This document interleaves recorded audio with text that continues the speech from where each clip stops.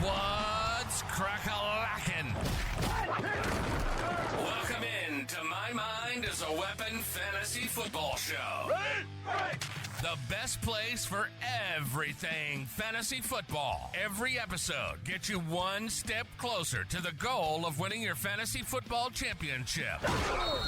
From rankings, breakouts, sleepers, best ball drafts, DFS plays. If winning is your objective, this is the place to be.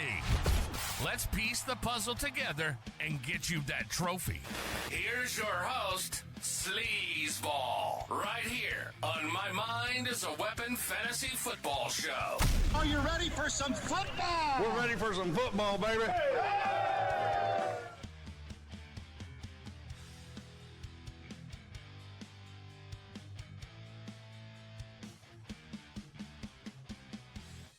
What's crack-a-lackin'? Welcome into episode 22. I am your host, SleezBall. Today, I'm going to be going over my top 10 wide receiver sleepers to target. Now, I look at a wide receiver sleeper as outside the top 40 drafted. I know other people do it differently. They go lower. I like to go a little later, so it looks a little better for the content. Now, before we dive into it here, guys, a big shout out to Reception Perception, Matt Harmon, what they do. I'm going to use a couple of their charts to verify my points to help it get across to you guys better. Shout out to Pro Football Focus. I'm going to use a couple of their charts as well to show you why I like the later receivers in rounds. And before we dive into it here, guys, make sure you smash that like and subscribe. All the support's appreciated as I try to bring the best fantasy football content to help you win your championships. And let's get it popping. The first wide receiver sleeper I want to talk about that you should be moving up heavily in your draft to get is Deontay Johnson. Now, there's a 5 next to his name because that is the round and how much I love Deontay Johnson, where I would be targeting him in your drafts this season. I know it's high, but let me explain why. So currently going off the board, ADP 81, finished wide receiver 43 last year, 51 receptions, 717 yards, 5 touchdowns. But these numbers are skewed. The Pittsburgh Steelers were in shambles. Their quarterback went down, Kenny Pickett. It was all bad from there on out, and he was kind of looking for any way out, if you could tell, in the offseason. But what the thing to notice here is now he's with the Carolina Panthers, gets Dave Canales. Dave Canales is an absolute guru on the offensive side of the ball, and you have to look at the numbers from the years before. So he had 147 targets in 2022 with healthy QB play, 169 the year before that, and 144, averaging 152 targets for 3 years straight. Now let's go look at Adam Thielen from last year. Adam Thielen had 137 targets as well. He was 32 years old. Now you're bringing a faster, more athletic Deontay Johnson into this offense, who Dave Canales has already said is going to be the focal point of this offense. So now you're going to have Xavier Legette. You're going to have the Jatavion Sanders, the tight end they draft from Texas. You're going to have Adam Thielen out there. Possible sighting of Jonathan Mingo. They're hyping him up in camp. All these weapons out there, and why he is going to be so wide open is, like I said, here comes his reception perception chart. So again, shout out to Matt Harmon and all they do out there. I firmly believe that their content helps me 100% decide later wide receivers I like. So this is his succession by route chart from last year. So now picture 150 targets wide open, right? Everything is green. He is unbelievable, unguardable. This is an absolute smash pick at wide receiver 40. That is why I have that 5 next to his name, because it doesn't make any sense to me why he's going so late in drafts. This man is going to win some leagues this year. I know he got an injury update today, but don't worry about it. It's day to day. He'll be fine. Smash this pick. The second wide receiver you're going to be one of targeting that is a sleeper, which is crazy to say to me that he's even on the sleeper list to me, because he's fallen outside the top 40 wide receivers because of a knee injury. They gave him 4 to 6 weeks. This knee injury was about 2.5 weeks ago, which means you still have 2 weeks of preseason left, which means either he's back week 1, which there is some speculation updates that he will be back week 1. And if not, you get him week 2 at a wide receiver 42 value. Okay, so that's insane to me. Currently going off the board at ADP 95, finished last season wide receiver 22, 75 receptions, still had 100-plus targets, 136 to be exact, 1,057 yards, 7 touchdowns. Now, that is with a Derrick Henry-led offense, right? Ground and pound the run. Now you're going to have Tony Pollard. Now you're going to have Tyjae Spears. The offensive line reshuffled 4 offensive linemen. It's going to be a totally new look pass-heavy, I believe, offense with Will Levis. And they're going to be playing most of their games from behind. They're not going to be using Henry, running out the clock, pounding the fourth quarter away, getting the run going more and more. This is going to be a whole new look Titans offense. And I absolutely cannot believe this value is here. So here is a chart right here, by the way. Let me throw this up for you right now so you can see it. This is DeAndre Hopkins over the past 5 years, right? This is 5 seasons of receiving yards after contact per route run, which means get this man the ball and he will make something happen. Now look at the names he's with. A.J. Brown, Cooper Kupp, Chris Godwin, Devontae Adams, DeAndre Hopkins. You don't above Tyreek Hill, above Stephon Diggs. This man is a mastermind with the ball in his hands, and now you're going to get him with so much volume this year. I know they bring in Calvin Ridley. He demanded 136 targets last year. I think he'll eat into it, yes. But I firmly believe that DeAndre Hopkins is still going to be the alpha. He's still going to be the red zone guy. And this is an absolute smash value for you in fantasy football this season. The third wide receiver sleeper you're going to want to target is my favorite, LaMical. Now, I have the 7 next to his name because, again, like Deontay Johnson, that's the round I'm willing to move up and get him for value, okay? So if you're going to look at his college stats from last year, they're not great, right? So I have him, the overall finish, I have him as a top 25 wide receiver. Obviously, he's never played in the NFL, so that is not like he finished 25 last year. He only had 30 receptions, 478 yards, and 2 touchdowns at Georgia, okay? Now, you're getting to play in the Keenan Allen slot role, which is already locked in. Did he miss preseason game 1 with a little injury? Yeah, he will be fine. He will be out there come week 1 right now. Now, if you have to look at the slot situation like this with Keenan Allen, how many yards, receptions, touchdowns, target share, everything did Keenan Allen get out of the slot for the past, 6, 8 years, right? The number is astronomical. He's only dealing with Josh Palmer, who I'll get to later actually in this video. And DJ Shark and Quentin Johnston are going to be nothing. Now, let's take a look here at his chart. Reception, perception done. Look at this, man. You're going to give Justin Herbert this guy's route running ability. And when I was scouting tape, I was literally saying that LaMical is the best route runner in this class. Is he the most athletic? No, obviously, right? But his route running is going to be phenomenal, and that is where Justin Herbert is going to absolutely feed this man. People are going to think that the Chargers are going to run this ground and pound Harbaugh offense. I've literally said this 100,000 times. You got to be winning to be able to ground and pound the run. I don't see the Chargers that competitive winning, maybe 6, 7 games, maybe 8 if they get lucky, I'd say. They're going to be playing from behind again most of the time. The volume is going to be insanity. This pick is such a value pick. It's nuts to me. I could see this guy seeing 10 targets a game.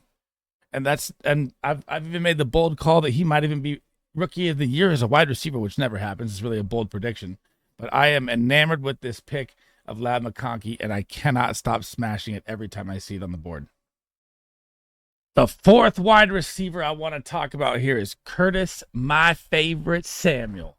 So before we get into it here, I have made a couple bets with a couple content creators, bigger people in the fantasy industry world, and I am calling Curtis Samuel to be the highest scoring point total wide receiver for the Bills.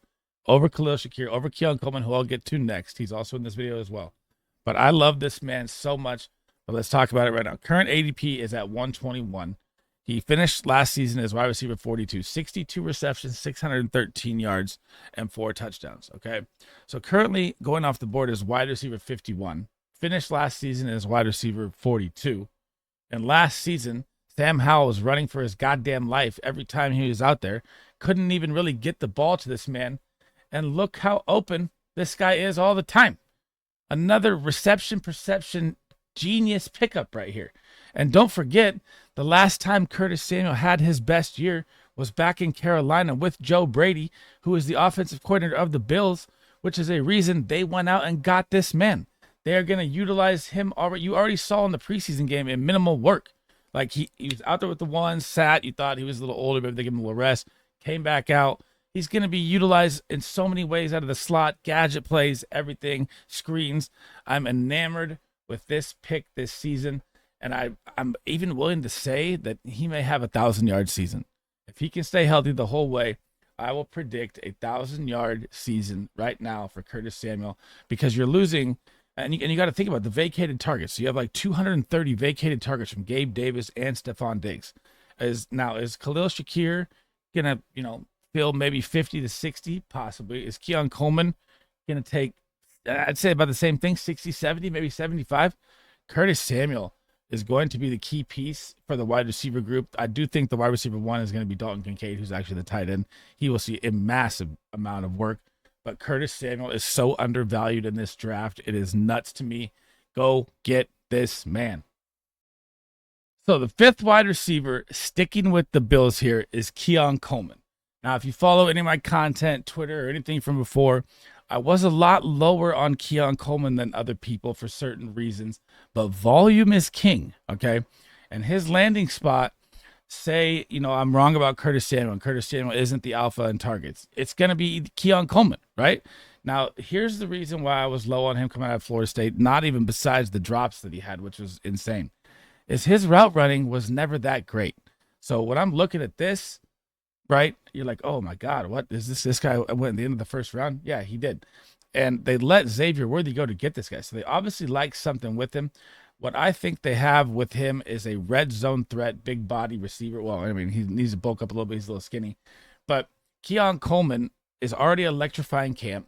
The opportunities are going to be there. And when I say volume is king, and why, like if I'm looking at the board and I'm looking like a Jackson Smith and Jigba, watched his name. But if I look at him, and I do like Jay Season for a breakout, he's not on this video, but I do like him for a breakout. But am I liking Keon Coleman's volume with Khalil Shakir and Curtis Samuel, or am I liking Jackson Smith and Jigba's volume with DK Metcalf and Tyler Lockett, right? Obviously, I'm going to take Keon Coleman here, which is why I have him on the sleeper list. It's just, going to be tough for me because I do like Curtis Samuel as well more, but I'm going to throw him on there for the touchdown upside, which could be massively big in your fantasy leagues. And he could be a flex play weekly. I mean, with the volume they have, do we think the Bills are really going to be contenders like they have been this season? I'm not as high on them. I think they're still going to be good. I don't think they're going to be contenders. I can see them playing from behind a lot more. Josh Allen will backpack any team there is. I don't care if it's an elementary school team. This guy is that good. I firmly believe that. But I like Keon Coleman as a sleeper. But again, with this list, I do like Curtis Samuel better, but I'm going to keep Keon Coleman on here just in case. Backup piece, like not backup piece, but a backup call piece, because I could be wrong about Curtis Samuel being the one, and it could be Keon Coleman. The sixth sleeper wide receiver that you should be targeting is BTJ, Brian Thomas Jr. Currently going off the board at ADP 112. Obviously, he has no wide receiver finish because this is his rookie season. So these are his LSU numbers: 68 receptions, 1,177 yards, 17 TDs. 17! Now, you have to also think about that this is behind Malik Neighbors. So if Malik Neighbors isn't there, what are Brian Thomas Jr.'s numbers really, and where is he going on draft boards, right? It would be way higher. Now, he lands in Jacksonville. I think there's one of the best landing spots you could land in. He have Calvin Ridley out of town, so 135 vacated targets there. They bring in Gabe Davis. I'm not too high on Gabe Davis, never have been. Evan Ingram is my favorite target this year at tight end. He's going to absolutely feast. Christian Kirk is probably going to lead the wide receiver room in total points because I think BCJ is going to explode down the stretch. But their red zone target, look at Evan Ingram red zone numbers. They were terrible. He had 2 touchdowns, right? And he broke one on a bomb, so he really had 1 red zone touchdown. Now, Brian Thomas Jr. with 17 TDs, 13 of them in the red zone. This guy's going to 6'4". He's going to see a ton of red zone work. He may even become I'm going to say he's flexible weekly. He may even become a wide receiver too. But what you have to look at here, and what is absolutely insane to me, is his relative athletic score, which is called RAS. Look at this man at the combine, guys. He had a 9.97 out of 10.0 RAS. His only downfall was his weight, which is fixable. Everything else is in the 90th percentile but the broad jump. 98% 40-yard dash, 96% 20-yard split, 90% 10-yard split. Vertical jump, 90, unbelievable. The athletic ability here is through the roof. They have a absolute gem in Brian Thomas Jr. And the fact that he's going around guys like Romeo Doubs and Jameson Williams, if you think the Jameson Williams breakout is coming, go ahead and draft him. I'd rather take the safe play that I know is going to be a breakout candidate in Brian Thomas Jr., and you should be smashing this pick. The 7th wide receiver here to go along with LaMical and the Chargers is Josh Palmer. Okay, currently going off the board at ADP 132, wide receiver 56. Okay, he was wide receiver 64 last year, 38 receptions, 581 yards, 2 touchdowns. He missed 7 games. Okay, 7 games is almost damn near half a season. So just imagine those numbers thrown on top as it is, and then imagine that Mike Williams and Keenan Allen, who sees every single target, are out of town. Like I said with LaMical, volume is king in fantasy football, and I don't see the Chargers being ahead. And I think Josh Palmer is an absolute flex play weekly that you can literally get in round 12 or 13, which is bonkers to me. But now, here is another point of why I love Josh Palmer so much, and especially even if you're a best ball drafter, if you think about this, right? So this chart right here is Josh Palmer 2021 when he played the full season, right? This is projected versus actual fantasy points, right? So I didn't want to pull a 2023 or 2022 because he has been hammered by injuries, okay? This is him week 1 to 5. He's about minimum, right on with projection. 6 to 9, look what happens when Keenan Allen is out. He spikes. It goes 10 to 12. Keenan Allen goes out again, and he spikes up through the roof. And this could be a layout of what you're looking at. I'm not going to say he's going to blow up every week and break projection every week, but he's going to have 6, 7, 8 games this year where he blows up. And he's a deep ball specialist. And Justin Herbert has a freaking cannon, man. The fact that he's going with wide receivers around him of Adonai Mitchell, Xavier Legette, Tyler Lockett. I mean, yeah, I like Tyler Lockett. Jacoby Myers is steady Eddie. But volume. Josh Palmer is probably going to see 8 to 9 targets a game. He just has to stay healthy. The injuries have been hurting him, which is probably why he's lower on the board right now, even with the wide receivers out of town. But I absolutely love this pick. The 8th wide receiver sleeper is Dontayvion Wicks. And my God, if you follow my content, I have been pumping this guy up for since the end of last year, right? Now you get him in his first preseason game, and what does he do? He explodes for a bomb TD, toasts the corner, and now the hype is getting real.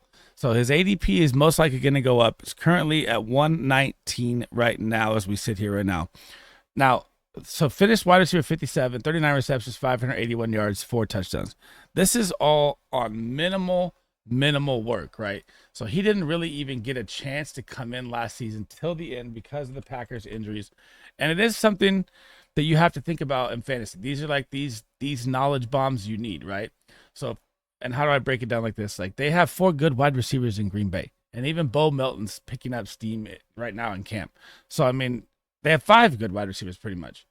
But you have to look at his numbers like this. So he never saw anywhere over a 60% snap share, mainly in the 30s, all the way through week 11. He had one spike week with like 66, right? Then you hit week 11, he does another 30%. Then he starts to see the field, right? New York Giants see 63% next week. The first game was 70%. He sees a 15-point game. Next week after that, 12-point game. Next week after that, 25-point game. Goes into the playoffs. Touchdown. In a crucial playoff game, they have Dontayvion Wicks out there. I know there was some injuries, and you're always going to have that scare of Christian Watson and his hamstring every single time. You know that. You know, even if you draft Watson, yeah, there's major upside, but you're going to play the roulette wheel of, do I even start him weekly, right? So you also have Jordan Reed, Romeo Doubs to go with it. This is why he's one of my, like, I truly believe he is the best talent wide receiver out there, and Jaden Reed's their best gadget guy. But it's just going to be hard because the spike weekly. Like, Romeo Doubs could pop off 1 week. Christian Watson could pop off 1 week. Jaden Reed's going to take a couple touchdowns in the house 1 week. That's the hard part here. But at his value so late in drafts, and my bad, it says ADP 119. It's 158. I messed up the graphic. So he's even later in drafts. He's 50, 5 rounds past that, right? So he's literally going around guys like Jahan Dotson, Josh Downs, Gabe Davis, Rashid Shaheed, right? I take Dontayvion Wicks over every single one of those guys. just for the pure upside that he's an alpha wide receiver in a phenomenal system with a phenomenal quarterback, a phenomenal run game, a phenomenal defense. You have to know all these things. And this man, God, he's so good. If he becomes the one, this is that league-winning pick. I know it's tough to say with how many receivers they have, but I've been so high on this guy for so long. I'm just enamored with Dontavian Wicks, and you should be smashing this pick. The 9th sleeper. And before we get into one of my favorite picks here, this is my most owned player in 250 best ball drafts at the moment, is DeMario Pop Douglas. Currently going off the board at ADP 189. Finished wide receiver 68 last year. In his rookie year, wasn't even supposed to do anything. 49 receptions. Look at the yards per catch, man. 561 yards on 49 catches. This man is explosive. What's scary with him is that he is 5'8". He's 190 pounds, right? That's also the scary part. He already had a little hand injury here in camp, but the first day back after injury here in camp, what do they say? He is exploding, catching every ball. He is the talk of the camp. I love Javon Baker too, and I've been pumping Javon Baker up since the NFL draft. I am shifting to, if I'm going to be playing in real IRL leagues, not best ball style, which I love DeMario Douglas in best ball too, obviously, but I would rather have DeMario Douglas in a IRL real league over him, just based because he's going to be the guy. And we don't know how that's going to work out for Baker yet. He could be down the stretch. Now, this is Pop D's rookie route percentage chart here. So you can see right here, and this is with terrible quarterback play, right? And we know Jacoby Brissett is still not going to be great quarterback play. Can he game manage a little? Yeah, he's not great. I want to see Drake May get some preseason action here so we can see what they actually have in him and look what it looks like. Because the Patriots aren't going to be winning any games. I mean, I think their over-under in Vegas is like 4.5 wins, right? So this means volume of the pass game. They're going to be passing probably like at a 65-35 rate this season. And that is smash numbers for Pop Douglas. So if you look at even their wide receiver room, right? I'll probably say their leader in targets this season is going to be Hunter Henry. Why? They gave him a $30 million bag, right? Tight end. Security blanket, rookie quarterback, tight end. We know that. Now you have Jalen Polk, who they drafted, who I think was overdrafted because I think Jalen McMillan was better than him at Washington until he got hurt. And then Jalen Polk stepped in and fed off of Rome Odunze and got to average, raise his draft stock, especially with Ben Grubb as the OC. Really helped out. Now you're going to have KJ Osborne. We know what we have there. Juju Smith-Schuster was just released. We know his knees are blown out. There's literally a wide open window right here. Kendrick Bourne on the pup still. So, I mean, wide open opportunity to be the guy here. And I'm now shifting to Pop D is going to be the guy. He just has a little injury risk, but this man could be electrifying in fantasy football this season, and people don't even know it. And when you're going in round 17, what's worse than the shot here? If Jalen Polk is going above him, that's crazy. Quentin Johnson going above him, that's crazy. Troy Franklin going above him, that's crazy. Roman Wilson going above him, that's crazy. Like, it's just rookie hype, man. Give me the veteran that's been out there for at least a year and done it. I know he had a couple injuries last year too, but I love DeMario Douglas at every single turn, every pick, every time. It's like a free flex play weekly in the 17th round. Yeah. The 10th wide receiver, my sleeper of all sleepers that I love drafting every single fantasy football draft, is all aboard the train to Dortchland, Greg Dortch. Now, last season, you can throw all the numbers away. Kyler Murray wasn't back till week 10. He had a couple injuries here and there. So if you even want to look at, he didn't even come back on the field till week 8, came back, got hurt again, came back, only played 70% of the snaps twice, right? But in the 2 games with Kyler Murray last season that he played 70% snaps, he saw 8 targets and 9 targets and a touchdown in one of them. Okay. Now let's rewind it here to 2022.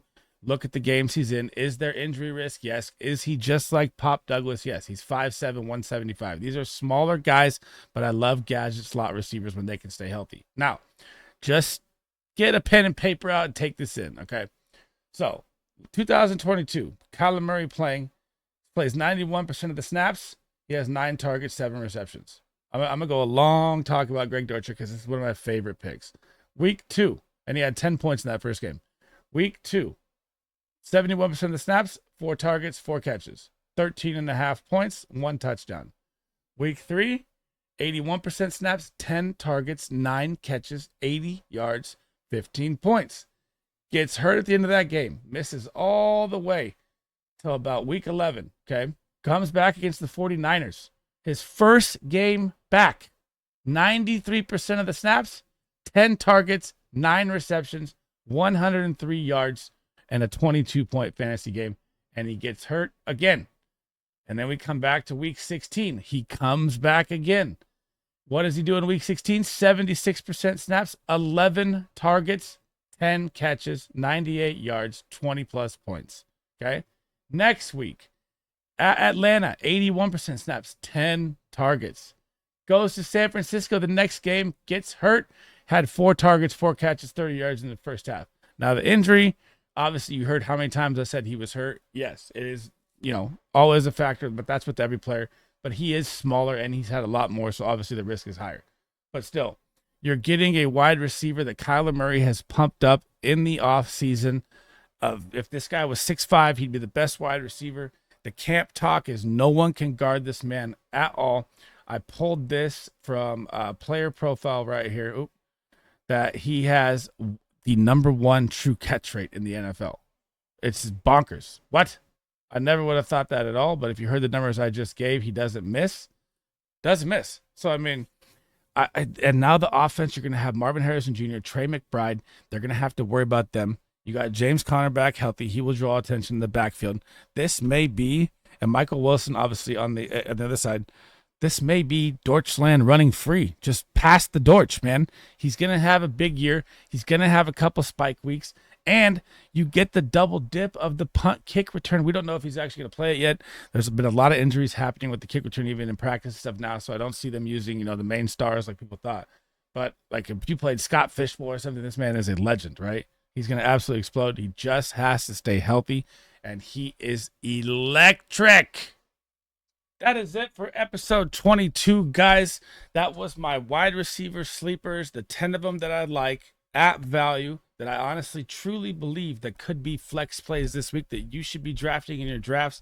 And I even talked about Jackson Smith and Jigba a little bit in there too. He was my honorable mention.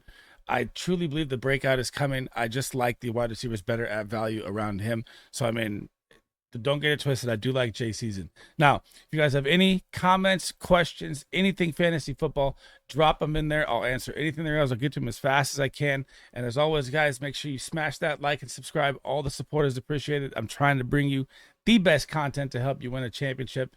And that is it for me in this episode. My next one is going to be deep dives into tight ends late in drafts.